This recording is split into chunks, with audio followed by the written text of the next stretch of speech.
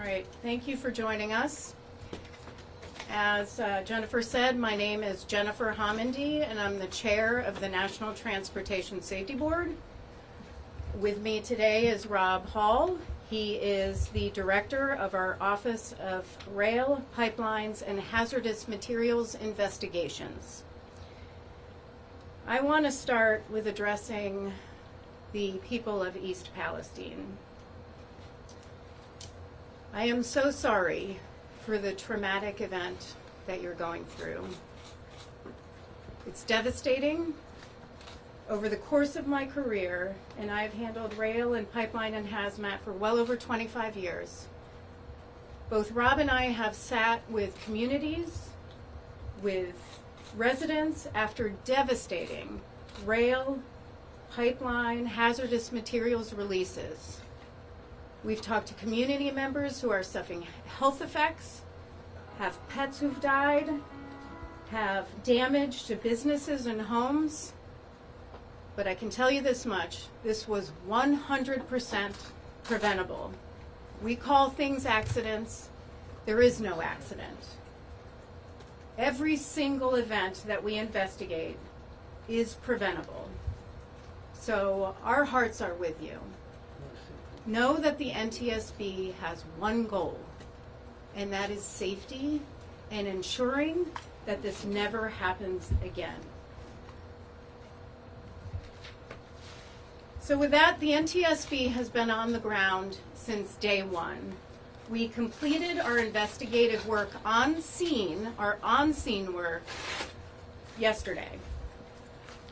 But we still have a lot of work to do as part of this investigation. So today, I'm announcing that the NTSB will hold a rare investigative field hearing this spring in East Palestine. We don't have investigative hearings often. It is rare. But we will question invited witnesses. Now our goals, we have 4 goals for conducting an investigative field hearing. Number 1, inform the public. Number 2, collect factual information from witnesses. Number 3, discuss possible solutions. And number 4, build consensus for change. As you know, we also released this morning our preliminary report on the derailment. The report does not contain a probable cause that comes at the end of the investigation. It contains only factual information collected during the on-scene portion of this investigation. What I want to focus on today is what we know so far. I want to talk about our investigative process, and then I want to share some information generally about rail safety. We know for a fact that this derailment occurred at car number 23. This train had 3 locomotives, 2 at the head end. The lead locomotive had 3 crew members, including 1 trainee. The third locomotive was between rail cars 109 and 110. There were also 149 rail cars on the train. Car number 23 was a hopper car, which carried plastic pellets. It was the combination of the hot axle and the plastic pellets which started the initial fire. Now the train passed 3 wayside defect detectors which identify overheated bearings and provide an audible warning to train crews.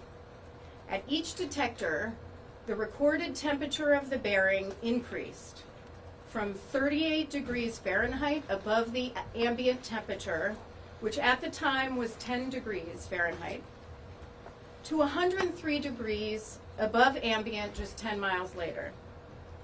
Both of those temperatures are considered by Norfolk Southern to be non-critical. The critical threshold per Norfolk Southern is above 200 degrees ambient. Upon passing the third detector with a temperature of 253 degrees above ambient, That's critical.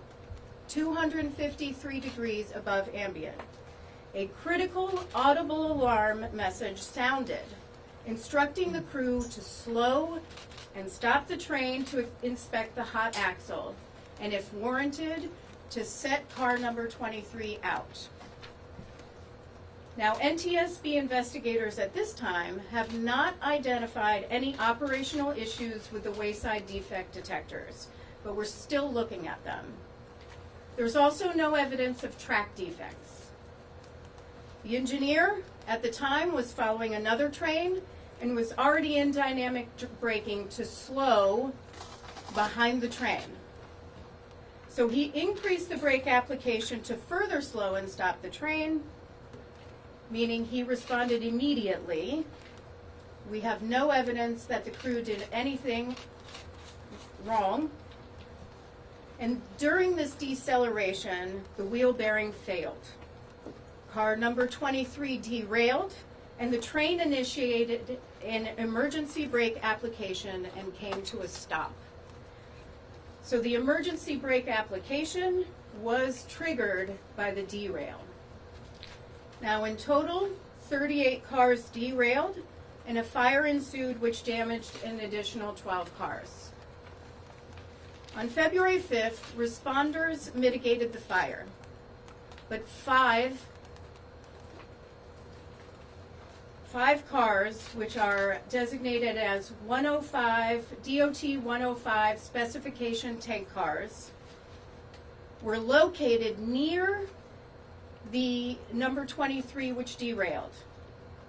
So we had the 5 vinyl chloride cars. 4 of them were at 26, 27, 28, and 29, and the 5th one was at 53. They were carrying well over 115,000 gallons of vinyl chloride. Now that continued to concern authorities because the temperature inside one of the tank cars was increasing, which could result in a catastrophic explosion. The critical point is 180 degrees, and at the time, one of the cars was reading 140 degrees. As you know, the responders then scheduled a controlled venting of the 5 vinyl chloride tank cars to release and burn the vinyl chloride. The NTSB had no role in the decision-making or carrying out of the vent and burn. And I want to repeat that. We are not part of the decision-making or the carrying out of the vent and burn. The Federal Railroad Administration has guidance for how to conduct vent and burns. So as part of our investigation, we will evaluate whether the vent and burn was carried out according to that guidance and whether that guidance needs to be updated. With respect to the tank cars, transporting the hazmat, the train consist, that's the list of what's included in the train by car, included 20 hazmat tank cars transporting combustible liquids, mostly lubricants and cooking oil, flammable gas, and the vinyl chloride. 17 of those 20 tank cars were fully loaded. 3 were residue cars. All of those cars were placarded, though the placards were plastic and melted. Aluminum also melts. So we are looking at that situation, and we'll determine whether we recommend something else that could protect placards. Placards are there to tell emergency responders what is on a tank car and what the dangers are to themselves and to others. They are critical in response and in protecting the community.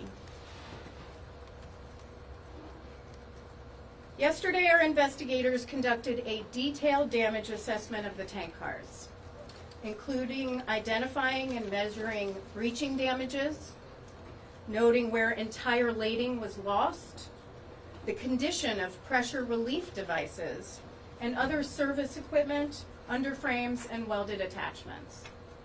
They also secured the top fittings on the vinyl chloride tank cars including the pressure relief devices, and we're sending those to Texas to be tested.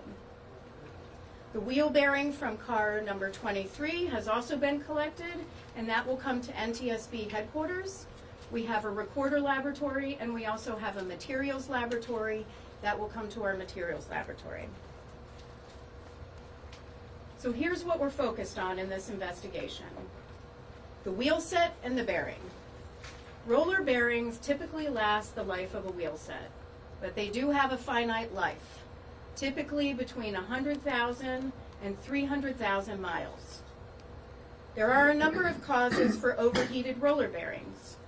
These could include fatigue cracking, water damage, mechanical damage, a loose bearing, or a wheel defect, and we will look at all that. We will look at rail car design and maintenance practices of Norfolk Southern, as well as Norfolk Southern's inspection procedures. We'll also look at any history of prior accidents involving car number 23 and this wheel set. We'll look at tank car design and derailment damage. The 105 vinyl chloride cars were insulated, which actually helped at the beginning. There are federal regulations which state that that car needs to be able to be cooled for 100 minutes. We all know the fire lasted longer than the 100 minutes. What that means is after that time, the insulation actually kept the cars from cooling.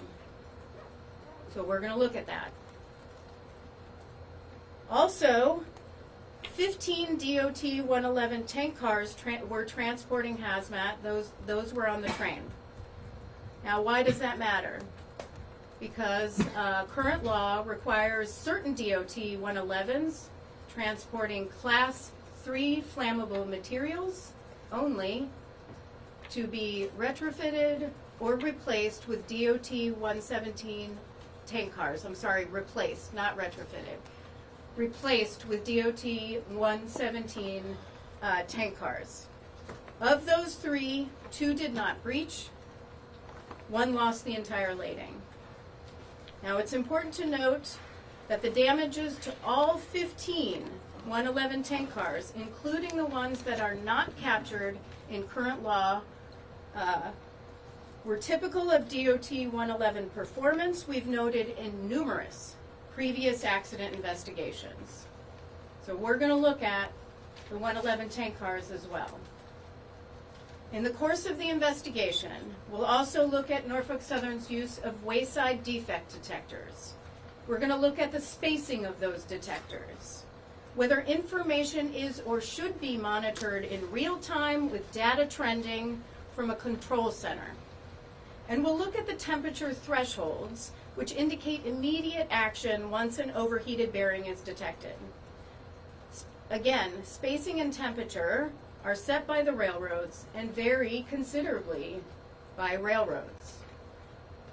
We'll also look at how crews are alarmed and the instructions for responding to those alarms.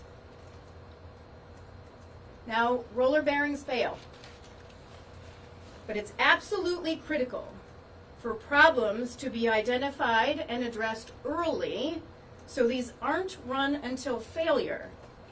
I'm going to quote a report from the Transportation Safety Board of Canada in a 2013 report which looked at wayside defect detectors and roller bearings.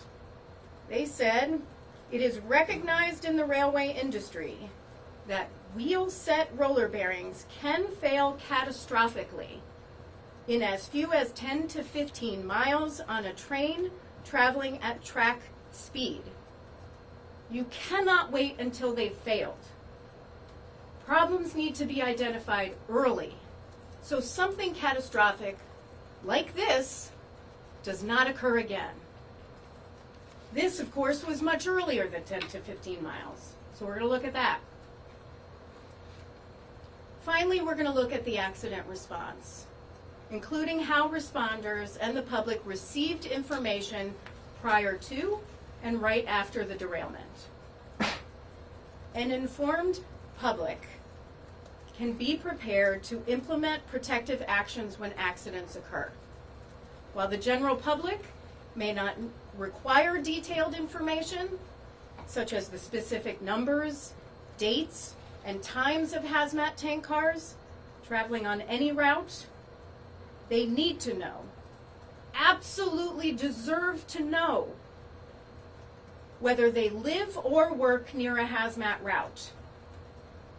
They also need to be aware of the hazards associated with releases, what railroads will do to prevent accidents and mitigate consequences, how to recognize and respond to an emergency, what protective action to take in the event of a hazmat release, and how to contact railroads and federal authorities regarding specific concerns, and that should also include state authorities.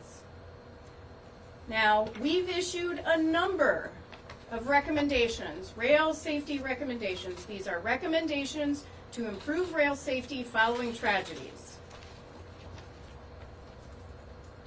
Some of these recommendations go toward urging railroads to work with communities on the emergency planning, on routing, what should be routed and not routed through communities, and what information the general public and emergency responders need and deserve. So now I'm going to move into what is the NTSB's process. We are still in the fact-finding phase. You might say, what takes so long? We know what derailed the train. We have a lot of questions. In the initial stages of any investigation, we often receive information that's inaccurate. So we have to ask a lot of questions. And those questions create more questions so that we dig deep. We are very methodical in our investigative process. That takes time. Now, in this fact-finding phase, we have what we call parties to an investigation. These are groups of people who can help us gather the facts after a terrible tragedy. In this one, we have the U.S. DOT's Pipeline and Hazardous Materials Safety Administration, the Federal Railroad Administration, Ohio State Highway Patrol, the Village of East Palestine, Norfolk Southern Railway, Trinity Industries Leasing Company, GATX Corporation, those two deal with rail cars, manufacturing of rail cars, and we have 4 unions, the Brotherhood of Railway Carmen, the International Association of Sheet Metal, Air, Rail, and Transportation Workers, the Brotherhood of Locomotive Engineers and Trainmen, and we just added the International Association of Firefighters. Now, these entities help us gather the facts around investigations. There's an advantage to that for them, too. They get the facts when we get the facts, and they can take immediate action to improve safety. They do not have to wait for the end of our investigation and should not wait. We expect them to act. Once the fact-finding is concluded, which takes a few months, then everyone will agree in the facts. That will go into factual reports, which will be included in our public docket. Then we will go into our analysis phase. None of those entities are part of the analysis phase. They cannot. The NTSB is an independent federal entity, and we need to remain independent. So we conduct the analysis of those facts, and we issue safety recommendations in a final report, as well as findings, the probable cause or causes, because there could be contributing causes. And for this one, it'll probably be 12 to 18 months from now. But here's what I'm going to say to the communities, because you might be saying, what takes so long? Again, it takes a long time. We are very deliberative. We are the gold standard when it comes to investigations globally. And we are methodical in our approach. But if we see a safety issue that we need addressed immediately, something systemic, we will not hesitate to issue an urgent safety recommendation. We did that just a few months ago, and FAA acted on that immediately, so that process works. And we will not hesitate to do it again, especially in this one. So with that, there is a lot more work to do. So I'm just going to pledge to the community and to others, we never go away. Our whole goal is to improve safety, to issue safety recommendations to prevent this so East Palestine and other communities never experience this again. We will work then, after those safety recommendations are issued, to get those recommendations implemented. There are recommendations we have consistently worked on for 50 years. Positive train control is a great example. We don't give up, and we won't give up on this one. So thank you. I'm going to take questions. Please raise your hand and state your name and your affiliation. Madam Chair, Yes. Sheldon Ingram, WTAE-TV, Pittsburgh's Action News 4. The fact that the crew didn't try to stop the train until it reached that critical stage, does that suggest a system-wide failure, that they weren't alerted or didn't react sooner than when it reached 253 degrees? So the question is, why did the crew not react after the first two wayside detectors, where it was identified 38 degrees above ambient temperature, which was 10 degrees at the time, and then 103 degrees. They did not react till 253. Those two initial temperatures are designated by Norfolk Southern as non-critical. The information they receive is they don't have to do anything, so they were following procedures. Once they got the critical alarm of 253, they took immediate action. In your estimation, does that warning threshold have to change? We're going to look, so the question is, does that warning threshold have to change? The warning threshold is set by railroads, and again, it varies by railroad. We're going to look at that and see if that threshold should change. That's going to be one of our priorities in this investigation. Tom. Tom Costello with NBC News. Is there any suggestion yet what actually caused the overheating? You said there's a list of possibilities, but is there any leading candidate what was causing this overheating with the bearings and potentially then the axle? The question is what was causing the overheating of the bearing and therefore the axle? It's a great question, and it's something we have to look at as part of this investigation. Right now we've collected information that we need on scene, the type of information that goes away when we release all the rail cars and when we release the scene. But that is exactly what we have to look at. I'll tell you one thing. We have one of our incredibly skilled investigators looking for other cameras along the route, just to see if we could see other things. There was that one video that was aired. We want to see if there are other ones, because what we're getting from the defect detectors, we want to make sure, does that match up? So we're digging into that. Amanda. Hi, Amanda from ABC News. Thank you so much. Back to the wheel bearings. That increase in temperature over that short distance, does that raise alarm bells to you?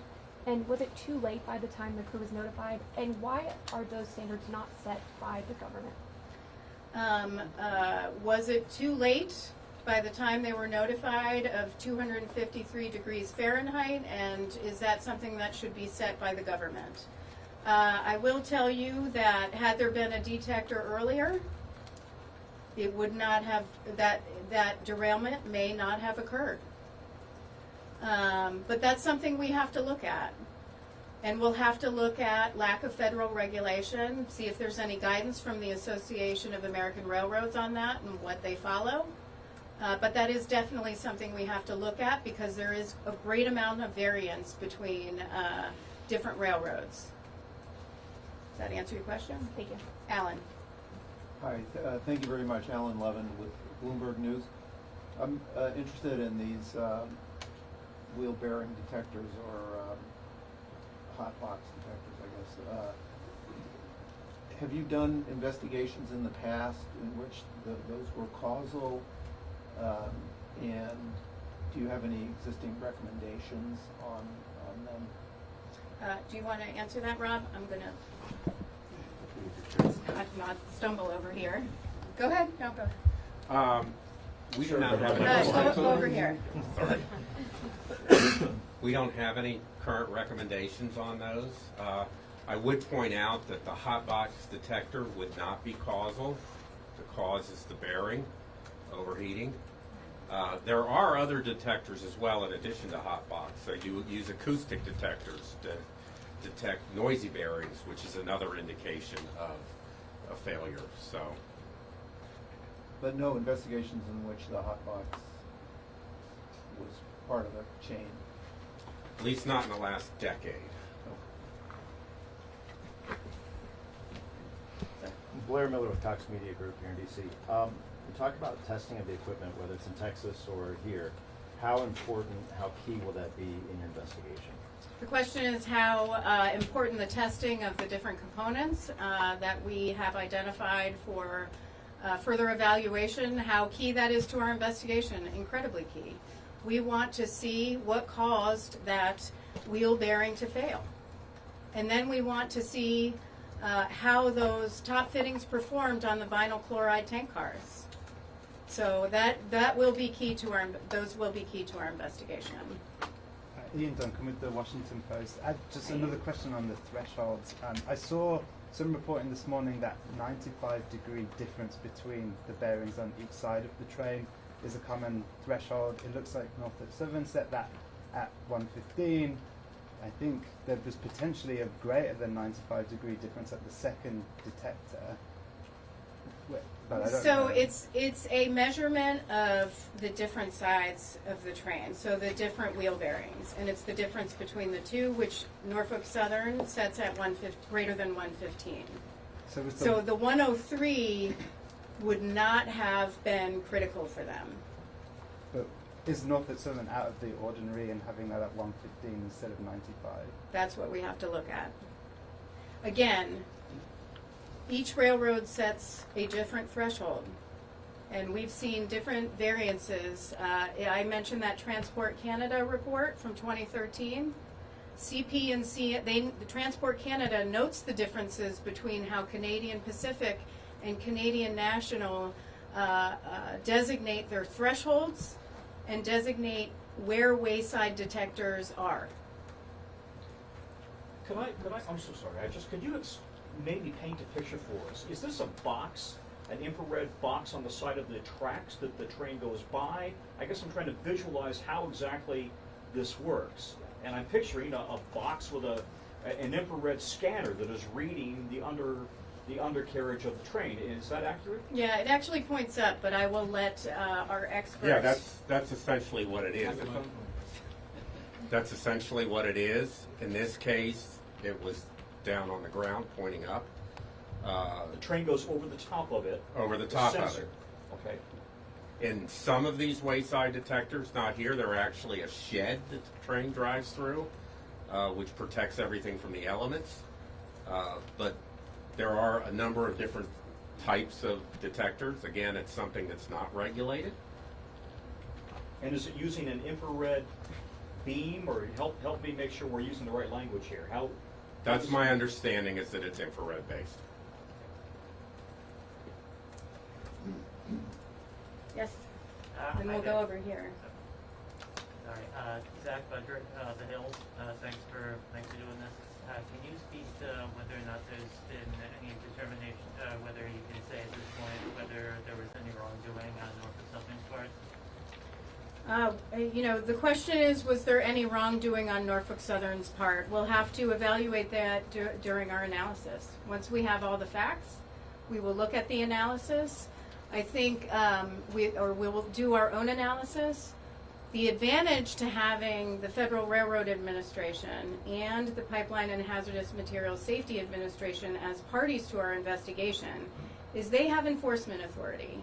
They are getting the factual information when we are getting the factual information, so they can take action on enforcement. They'll know. Tony Snyder with Politico. It seems from your report and what you said here that the engineer braked and then the automatic emergency braking kicked in. And then they got out and visually saw that the train had derailed and that there was a fire. Was there no other way for them to be alerted that the train had derailed and that there was a fire, which seemed to have happened before they got out of the train? So the question is on the sequence of events.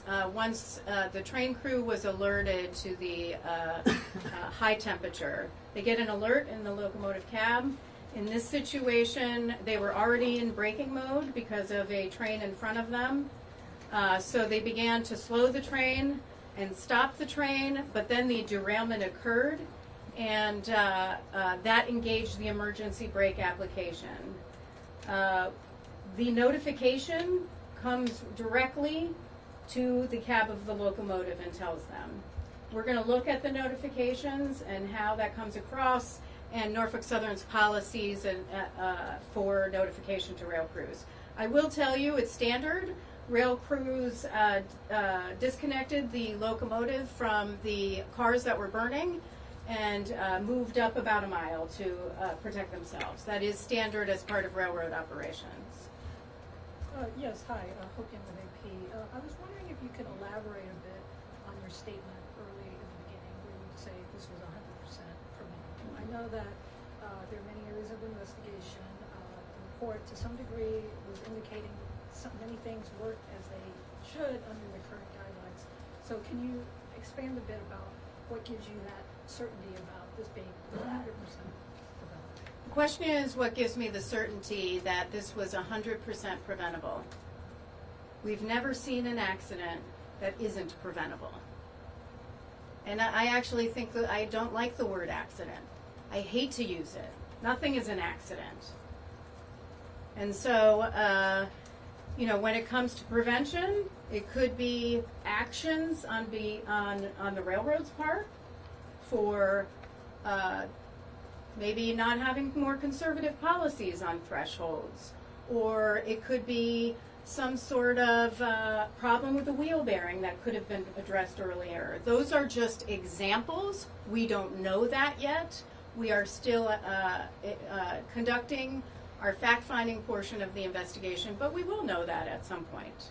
That's when we issue the probable cause, and there's often not just one probable cause, which is this derailed. It's usually a number of contributing factors a number of factors that contributed to that derailment. A quick follow-up, if I may. I was just wondering if you could talk about the level of cooperation NTSB has been getting from the parties. I know that in certain instances, sometimes rare, that you issue subpoenas. Is that something that you might foresee at some stage in the process? So the question is, what is the cooperation between the NTSB and the parties to our investigation, and whether we foresee having to issue subpoenas? At this time, I don't foresee having to issue subpoenas. We are having excellent cooperation with all the parties to our investigation. We're getting what we've asked for thus far. So far, so good. That can always change. But we do have an established relationship with all these entities, and we are hopeful that will continue throughout the course of this investigation. Eric Bazile, Wall Street Journal. So, do we have any indication as to why so many rail cars derailed? The 38 on a train of 149 seems like a large quantity. Is there any evidence to suggest why so many derailed in this particular incident? I mean, you know, we'll look at the question is why so many cars derailed. 38 derailed in the accident scenario. This is something we've seen before. There are different forces in play when a train is braking and moving, and we often see bunching up of rail cars. This is, you know, unfortunate, but yes, that's what we see. Hi, Shmaria Avi, New York Times. What specifically are you investigating as preventable, both for the accident and for the impact to the community? What are we investigating that's preventable? Pretty much everything about this accident. It's everything from the wheel bearing, to the rail cars, to the tank cars, to the actions of federal entities or inaction of federal entities. We'll look at state entities. We'll look at locals. Especially with emergency response and information they did or did not have, likely did not have. And we'll look at Norfolk Southern, their policies. So there are often a lot of considerations in what goes into what is preventable. There is usually far more than one thing.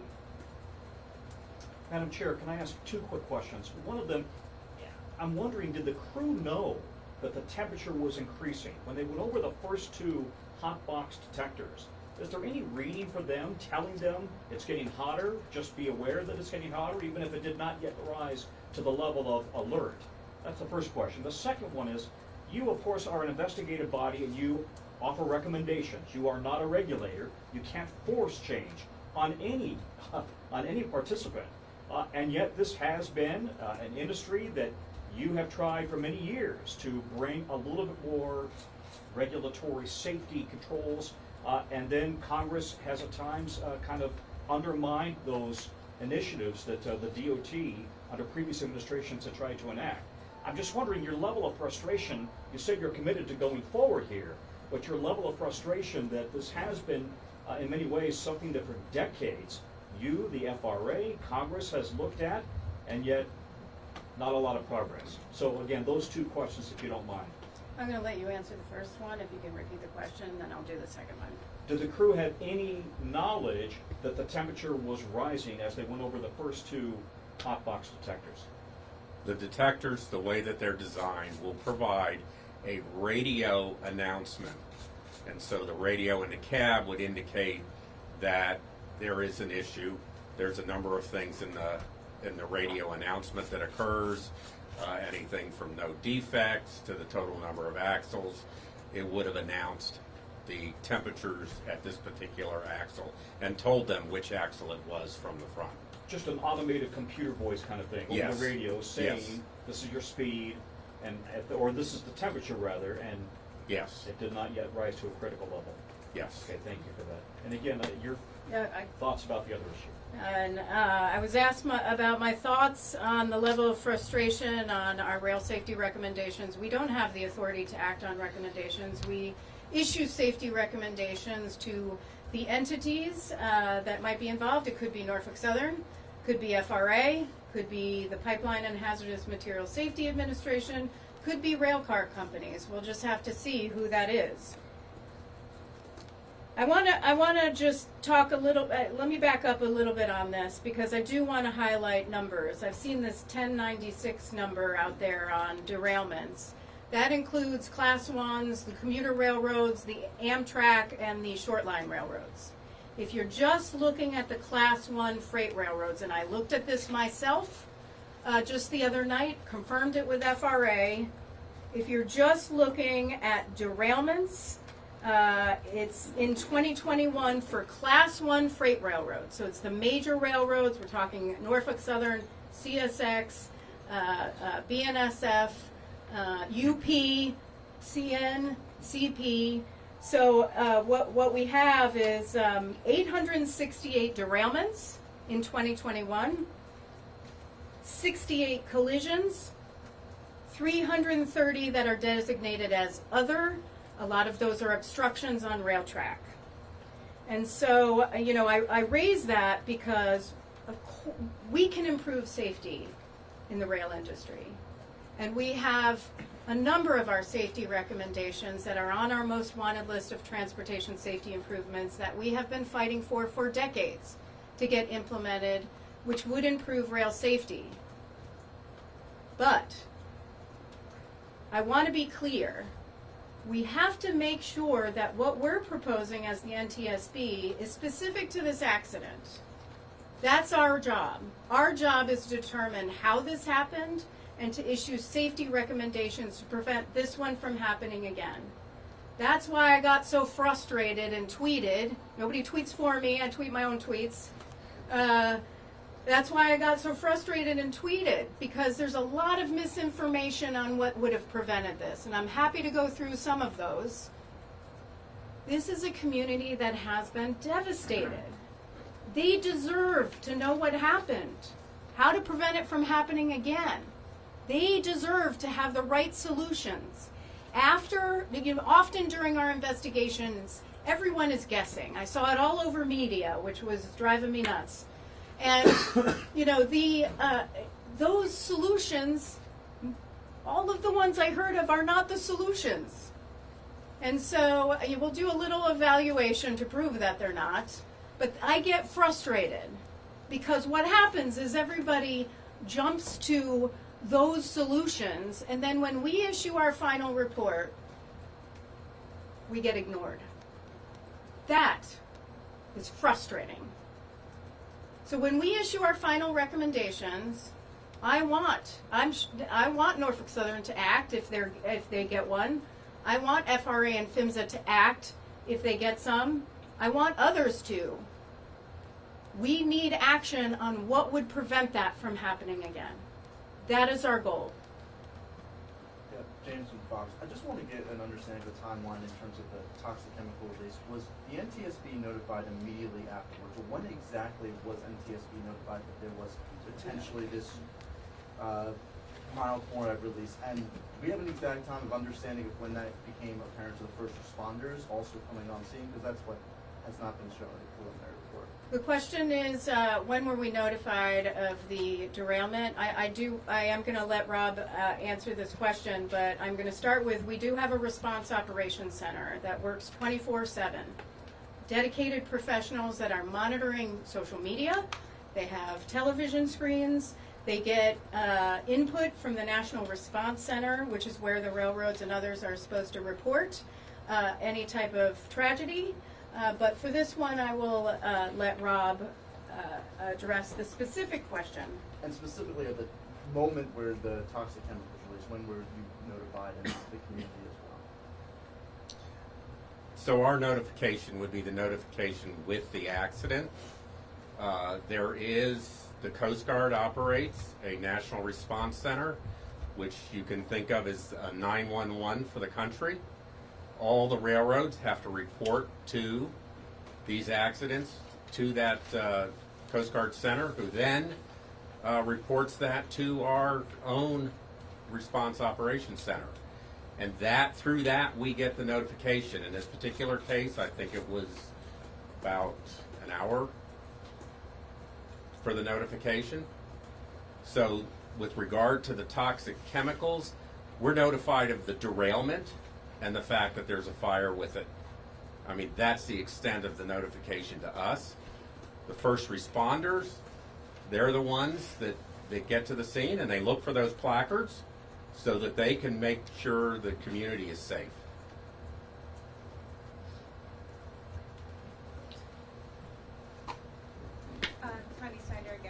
Can you say a little bit more about the polymerization of the vinyl chloride that was happening inside one of the rail cars, and why that was happening in one rail car, not the others? What was going on with the integrity of the car itself to make that happen? The question is about the polymerization that was going on in the vinyl chloride tank cars, and why one tank car and not the other tank cars. So vinyl chloride, it's a monomer, and it's actually the monomer from which we make PVC, polyvinyl chloride. And so there was a chemical reaction. It was initiated by the vinyl chloride monomer getting too hot. And of course, in a fire environment like that, the amount of heat flux on each car is going to be a little different. So the car that was observed to have the rising temperature probably had the highest heat flux during a fire. That polymerization reaction is an exothermic reaction. So it's going to add heat to the car, which is why the car temperature was rising. It does reach a point where the temperature added by the reaction actually causes the reaction to speed up. So the rising temperature causes the reaction to speed up, which causes the temperature to rise more, and you reach what they refer to as a runaway reaction. And that's what that 180 degrees, you want to stay below that so you don't get into a situation of a runaway reaction. that was the big concern, that that would go to a runaway reaction. I want to call on somebody who has not been called on yet. Hi, Brian McGill, Wall Street Journal. I want to talk about the plastic pellets that caught fire with the hot axle. Did that happen before the derailment or after you guys remember? No, the question is, when did the plastic pellets, when was the fire initiated with the plastic pellets? That was after the derailment. You know which axle it was on 23? Front or? Front or which axle? Go ahead. The car 23 was the car carrying plastic pellets, the car with the hot axle. I actually don't know whether it was the front axle or the rear axle at this point. Sir, the one in front. Yes. Hi, Rashad Hudson, Nexstar Media. Can you speak a little bit more about the rare investigative field hearing you plan to hold? What do you plan to learn, and will you make sure that Norfolk Southern is there to hear concerns from community members? Yeah, so the rare investigative field hearing I mentioned, our investigative field hearing, we do not conduct those on every investigation. It is very rare. I think the last one was a Southwest Airlines investigation that investigative hearing that we held a few years ago. The investigative hearings are different from a town hall. Investigative hearings are invited witnesses so we can get facts and we can talk about possible solutions surrounding what occurred, why it occurred, how it occurred, and what would prevent it from reoccurring. And so we will invite Norfolk Southern. Part of your question was, will we invite Norfolk Southern? I'm sure we will invite Norfolk Southern as part of that panel. What happens in those investigative hearings is each of the board members will ask questions of the panelists. Possibly a few staffers might also ask questions of the panelists, so we can really dig into the information to identify what occurred here. And go here and then to Alan. Kyle Mazza from UNF News. Former President Trump visited East Palestine and decried the Biden administration, your federal government response. What's your reaction to him saying that and decrying the Biden administration, Transportation Secretary Pete Buttigieg for not visiting too soon, in his words?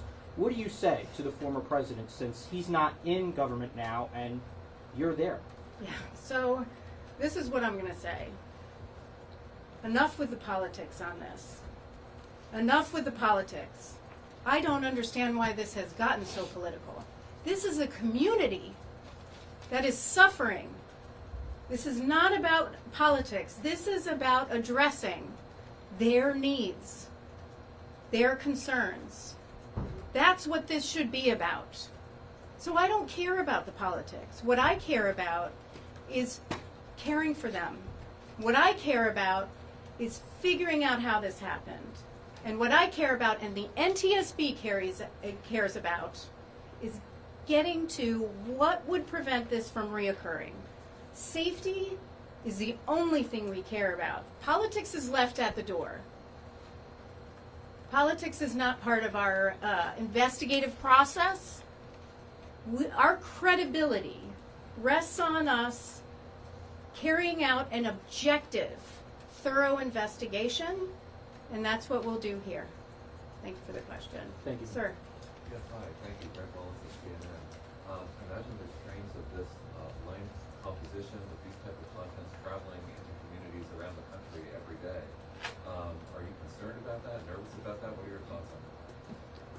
Well, I do have some data on the train length and weight. For this one, the train was 9,309 feet long and 17,977 tons in weight. The question is, am I concerned about that?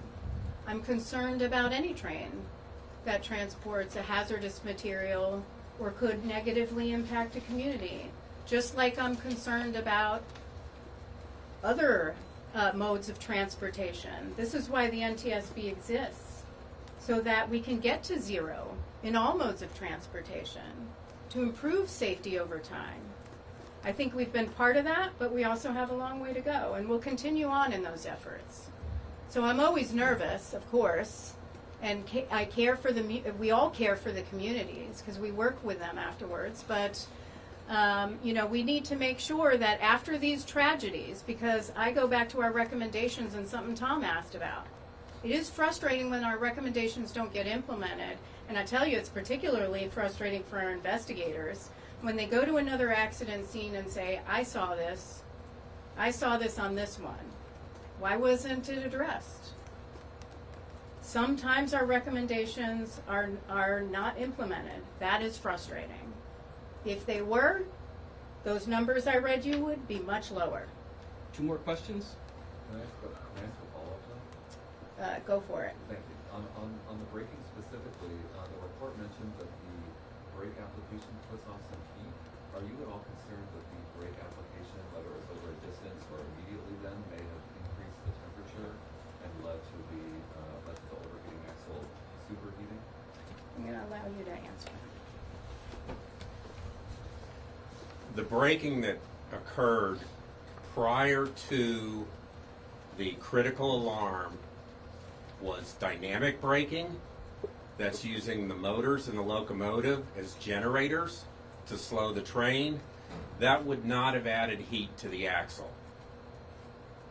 So the critical alarm occurred before then, before they actually used the train line brakes. All right, since that was a follow-up, I'll do 2. Alan.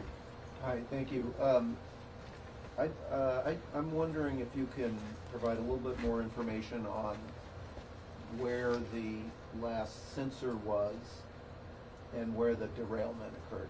It seems that they're quite close, but I can't tell, maybe I missed it from the report, of the distance. Was it 100 feet, 1,000 feet, or roughly, obviously? They certainly are very close. We are getting the numbers. Part of that has to come from our event recorder data, and we haven't yet done the full analysis of the event recorder.